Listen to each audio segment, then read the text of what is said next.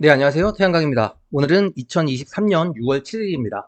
한동안 정리해드리지 못했던 상황들 속에서 조금씩 나왔던 이야기들, 꼭 해봐야 되겠다 싶었던 이야기들을 오늘 정리를 조금 하려고 하는데요.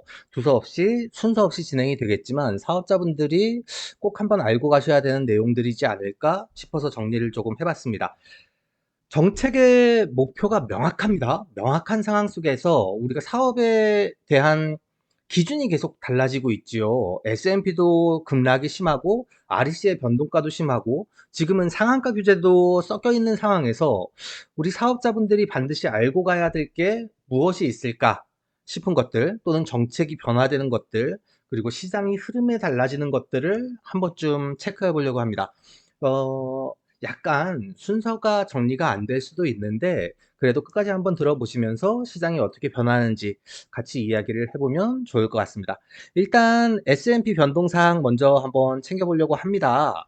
육지 S&P가 200원, 250원대를 계속 넘나들던 것들이 지금은 정리가 조금 되고 있는 거죠. 다시 내려왔으니까 140원, 150원 정도의 금액으로 흐름이 정리가 되고 있는 수준인 것 같고, 그러다 보니 예전처럼 S&P가 되게 많이 올라서 S&P가 올라가는 금액만큼 매출이 늘어나는 것들에 대한 수혜가 작아졌다. 두 번째는 올해 4월까지는 한국형 FIT, 4월 이전에 설비된 것들만 S&P가 더 올라가면 적용받을 수 있었죠. 그리고 상반기 경쟁 입찰에 대한 것들만 S&P가 올라가면 올라가는 대로 적용을 받을 수 있었습니다. 제도가 바뀌어서 하반기 입찰에는 올라가는 금액을 다 적용을 받을 수가 없어요. 지금 공단의 설비 기준이 그렇다 보니 하반기부터 장기거래 계약 입찰에 참여하시는 분들은 S&P가 올라도 오른 S&P를 적용받을 수가 없다. 하반기부터는 2023년 하반기 태양광 고정가격 계약 경쟁 입찰 공고부터 선정된 발전소들의 S&P 정산 단가는 관련 고시에 따라 해당 발전 설비의 고정가격을 초과할 수 없으며 라고 이야기를 하고, 긴급 정산 상한가격 지정 시에는 고정가격과 긴급 정산 상한가격 중 낮은 값을 정산 상한가격으로 합니다. 라고 이야기를 하고 있습니다. 그래서 저에게 장기거래 계약 입찰 현물 금액들이 지금 7만 원대까지 올라가고 있는 상태에서 장기거래 계약을 꼭 가야 됩니까? 라고 물어보시는 분들에게 저는 그래도 상한가로 장기거래 계약이 될 것 같으니 상한가로 입찰을 참여하십시오라고 말씀을 많이 드렸습니다. 그 이유가 제도가 계속 이렇게 바뀌기 때문입니다. 제도가 이렇게 바뀌는데 예전보다 엄청나게 베네핏을 주는 방향으로 제도가 바뀔 거라고 예상이 안 되는 거죠. 그 이유가 정책의 목표가 명확하기 때문에 지금 제도가 다시 그렇게 좋은 방향으로 개선되기는 어려울 것 같다라고 생각을 했던 겁니다. 그래서 장기거래 계약에 참여하시는 게 좋겠습니다. 왜 그 얘기를 했냐 하면 REC 구매 시장이 왜 있습니까? REC를 구매를 왜 하나요? RPS 정책 하에서 대규모 발전소를 가동하는 500메가 이상의 발전소를 가동하는 발전 사업주들이 신재생에너지 공급 인증서를 의무 매입해야 되기 때문에 REC를 매입해야 되고, 그렇기 때문에 REC 현물 시장이나 장기거래 계약 시장이 존재를 하는 겁니다. 그런데 정권이 바뀌었고 정책의 기조가 바뀌었어요. 그러다 보니 REC에 대한 의무 공급 물량을 조정을 할 거다라고 이야기를 했었고 조정이 실제로 됐습니다. 그런데 지금은 이 현물 금액이나 단가들이 너무 높다. 그래서 이걸 조정해야 되겠다라는 얘기까지 공공연하게 나오고 있는 상황이다 보니 앞으로 매출이 점점 더 좋아질 것이다. 현물 금액이 지금 장기거래 계약 금액보다 훨씬 매출이 높지 않습니까? 그런데도 저는 불구하고 사업자는 20년 이상 가시는 거다 보니까 장기적인 관점에서 접근을 하시는 게 좋습니다라는 얘기를 많이 드렸죠. 저 개인적인 생각일지도 모르지만 정책이 너무나 바뀌는 것들을 많이 봐왔기 때문에 그렇죠. 정권이 어떻게 변하는지에 따라서 그 정권이 추진하고자 하는 목적이 무엇인지에 따라서 너무나 많은 것들이 달라져 왔습니다. 지금도 상한가 규제 때문에 되게 많은 말들이 있고, 음, 지금도 상한가 규제다 아니면 전력 차단하는 것들에 대해서 지금도 여러 가지 상황에 대해서 정책적인 부분과 사업자들이 충돌하는 하는 이야기들이 되게 많지 않습니까? 그런 것들이 좋게 원만하게 사업자들을 위해서만 정책이 결정이 될 것이냐? 저는 그렇게 긍정적으로 바라보지를 않습니다. 왜 그러냐 하면 요즘에 시장에서 이야기하는 시그널이 그렇게 좋은 것들이 많이 안 나옵니다. 신재생 에너지 투자만 이렇게 비싸게 든다. 문정부 때 산지 태양광이 산사태의 주범이다. 제가 아니라고 말씀드렸죠. 그때 허가가 난 산지 태양광이 아니라고 가중치 0.7로 되어 있던 것들이 풀리면서 산지 태양광 허가가 남발이 됐던 겁니다.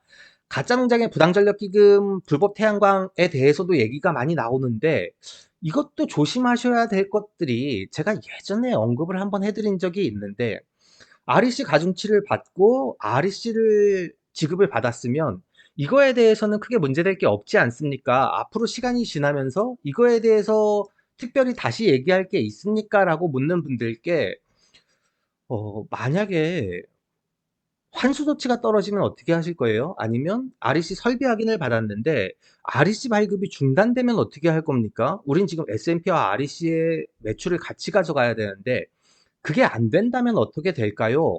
라는 말씀을 언급을 드린 적이 있습니다. 그런데 지금 이렇게 공급인증서 발급 및 거래시장 운행에 관한 규칙 일부 개정안이 4월 28일 날 나왔습니다. 이 내용도 모르고 지나치시는 분들이 계시겠죠. 어, 안전조치 미이행 시 사업자에 대한 공급인증서 발급 중단 처리 절차 구체화라고 해서 자연재난 예방 및 피해 복구를 위한 안전조치 미이행, 사업자에 대한 공급인증서 발급 중단 처리 절차를 신설했습니다.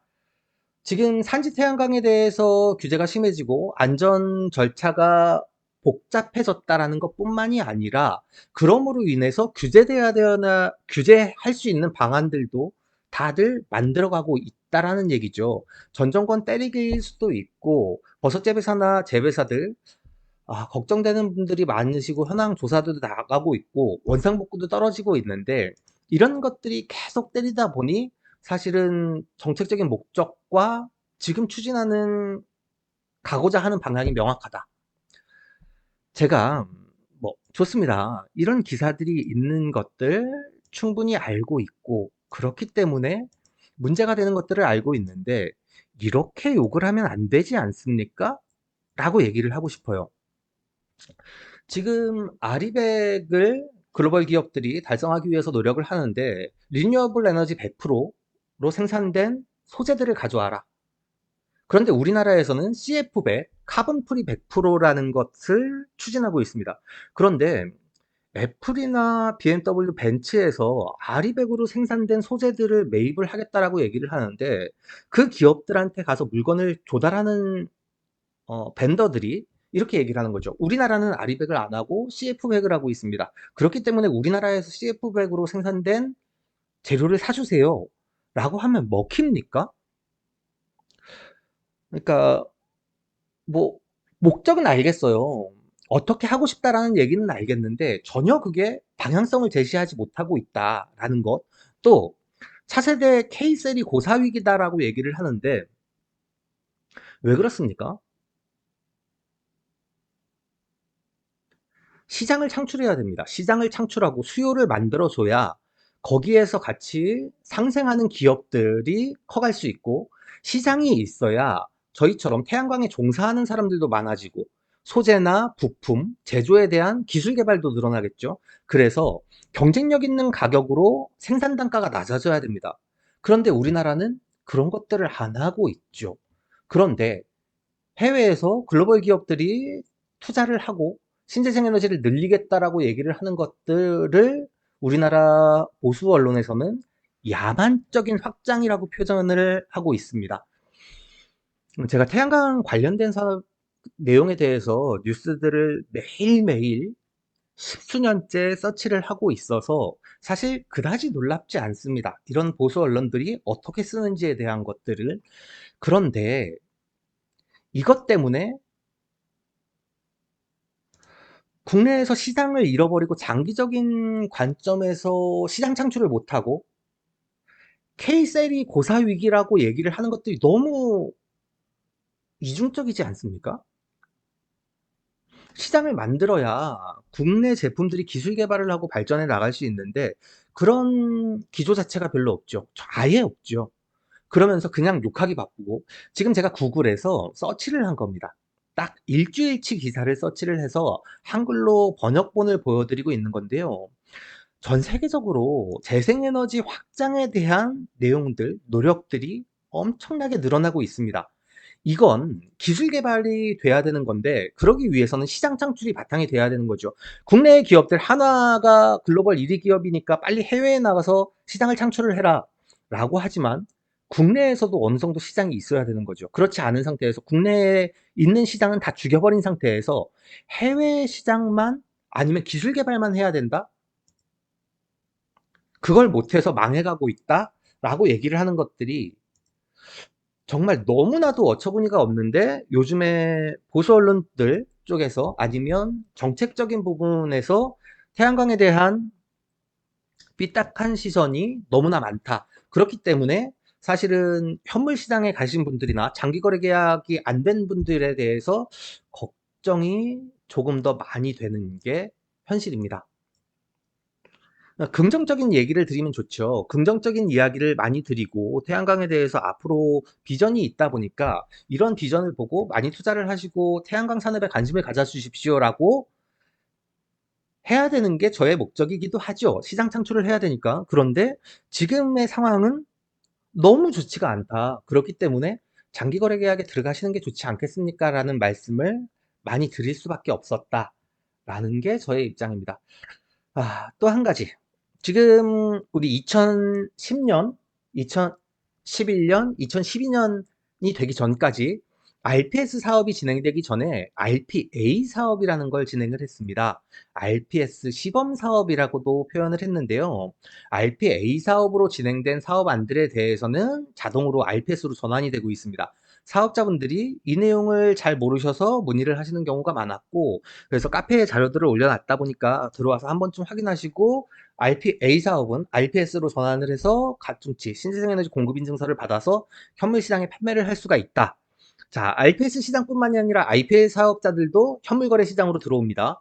그렇기 때문에 현물 거래 시장에 또는 정책의 목적이 어떻게 바뀌는지를 예의주시해서 관찰해야 된다라고 말씀을 드리고 있습니다. 태양광 발전 사업이 어, 2006년, 제가 2006년에 시작했으니까요. 2006년부터 장기적인 계획과 목표를 가지고 성장을 해왔던 게 맞습니다. 그건 보수 정권이나 진보 정권, 사실 제가 진보나 보수에 대해서는 잘 모르겠습니다. 그럼에도 불구하고 보수 정권이나 진보 정권에 관계없이 꾸준한 성장세를 이어왔던 건 맞습니다. 그런데 이번에는 아주 현저한 하락세가 두드러진다. 라고 예측이 되는 거고, 또한 정책적인 부분에서도 태양광 사업자에 대한 목적이 분명하다.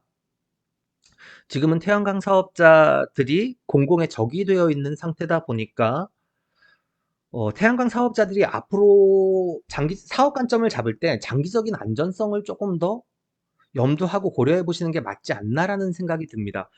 지금처럼 정책이 급변하고 제도가 많이 바뀌고 또 내년에는 RPS 제도 자체의 변경조차도 계획이 되어 있다 보니까 지금 누군가 이야기하는 장밋빛 전망만 보고 그대로 가긴 되게 어려운 상황이죠. 2016년에 발전소를 준공하신 분이 지금까지 현물 시장에 계신 분이 계십니다.